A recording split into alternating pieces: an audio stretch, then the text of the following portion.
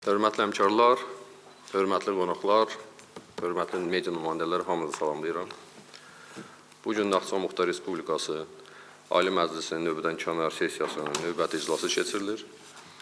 Bugünkü iclasda 40 deputat iştirak edir, iclas öz işinə başlamağa səlahiyyətlidir.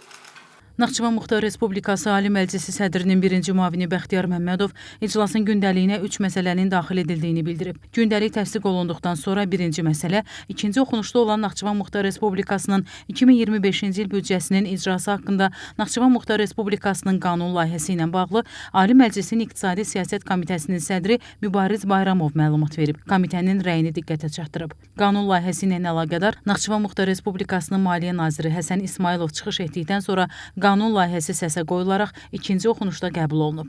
Gündəlikdə duran ikinci məsələ, ikinci oxunuşda olan normativ hüquqi aktlar haqqında Naxçıvan Muxtar Respublikasının qanununda dəyişiklik edilməsi barədə Naxçıvan Muxtar Respublikasının qanun layihəsi ilə bağlı Ali Məclisin Hüquq Siyasəti Komitəsinin sədri Əjdər Əliyev məlumat verib. Komitənin rəyini diqqətə çatdırıb.